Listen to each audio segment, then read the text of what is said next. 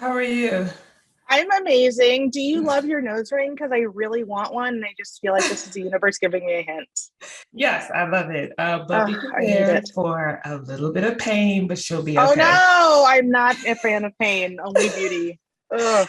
So tell me, this is an amazing opportunity, of course, to write for Harlem because it's obviously, bringing back that 90s kind of feel for Yes. lead Black, shows, right, for Black women. So when you were gifted the opportunity to write Get Out the musical, did you know what direction you wanted to go in? Yeah, musical theater is really my bag, and Harlem was so great about being very intentional about kind of the space that it occupies in the show. So it was kind of like a gratitude plus know-how plus choosing whether or not to push it and then pushing it. So Mhm. yeah.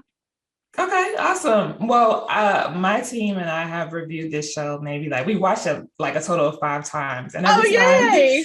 every time we get to the play, we're always thinking about like what was I guess, the intention with the characters, right? So you have the guy who plays the teacup.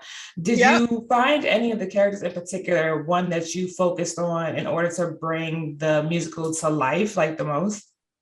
Yeah, so this is so nerdy, but in musical theater, always for me, it comes from character first. So I was really thinking about Shaniqua's character and kind of the microaggressions that she faces as kind of a microcosmic voyeuristic experience for many Black femmes who, as a sort of coming of age journey in America, have to surmount microaggressions.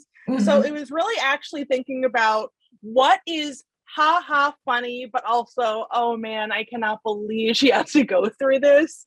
And plus just the satire and joy that musical theater is capable of in that Mhm. moment. So just thinking about it from a character's perspective, really. Okay, awesome. I will agree with that. So, do you think that for some of the viewers, right, do you think that some of it may have went over their head? Do you think it was just enough balance with the satire, and also just the information given based on what we've seen from Get Out, the actual movie? Do you think that people will understand and be able to relate to that? Yeah, I think Tracy has done an amazing job of creating something that while it centers Black femmes, it's actually user perfect for anyone with like laugh muscles. Hmm. So yeah, I don't think you could miss anything. You can only delight in the fabulous costumes, which I wish I could get any of them for free. We'll Yeah. see. Manifesting that. Okay, okay. So quickly, we'll ask you a question. So, what is when Angie gets these two options, right? You have her going in right on Kate, and then you have her apologizing. If that were you, which option would you have chosen?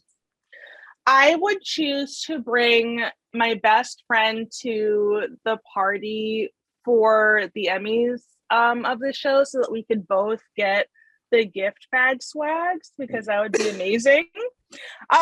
It's the wonderful thing about dramatizing situations that many women of color have been through is we get to watch and see what the character does and either have our um, point of view in life confirmed or challenged.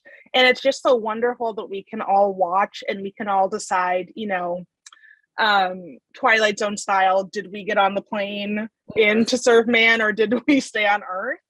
Um, so I think that my choice is just to revel in the delicious and perfect writing of that moment that just makes it so juicy and delicious to watch. I gotcha. What do you think? In regards to just the whole idea of not being able to continue, like when you read, I'm assuming that you read in the script that you wouldn't be able to actually have the show, right, because of the Jordan Peele situation. What did you feel when you saw that moment in regards to after writing the musical, of course? Like, what did you feel about that? After writing the musical, what did I feel about the script that the writers' room did? Well, the ending part of you not being able to actually fully when they get what's the word, canceled, so to speak. Yeah. And what was your feeling about that?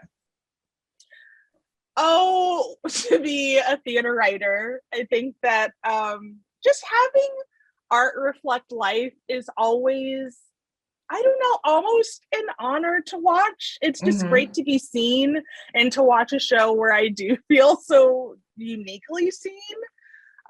So unfortunately, my annoying answer is I was pretty delighted by every frame I watched in the show.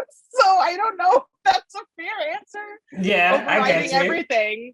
Uh, Proud of the writers for pressing forward and having the show exist. I wish it existed 15 years ago.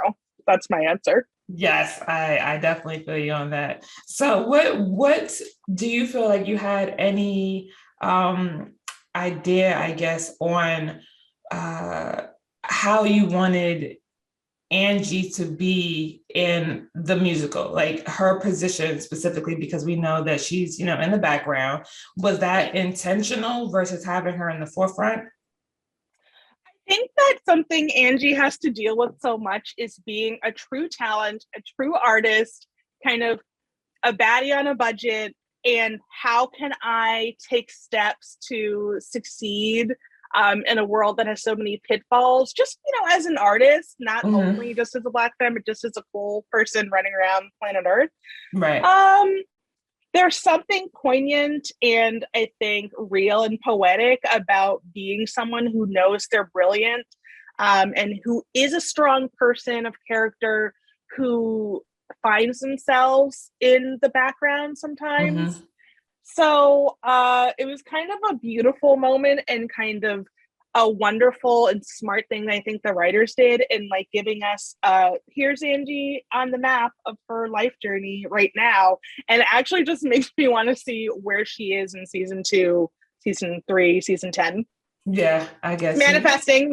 Yes, absolutely, absolutely. Do you think that there's anything in the with the musical you would have done differently if given the opportunity?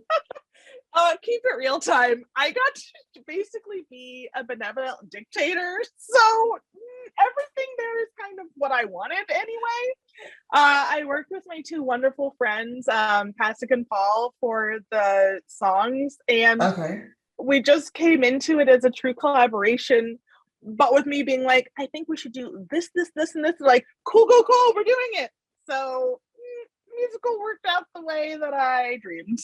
Yeah. Okay. Awesome. I think my favorite part was just watching the musical, watching them practice, seeing how you had the teacups and the people in the background. It was very.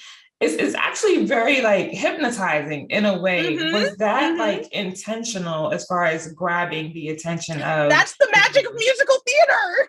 It's like they're singing, they're dancing, but it makes sense. What? It's not Hmm. naturalistic. It is what's going on.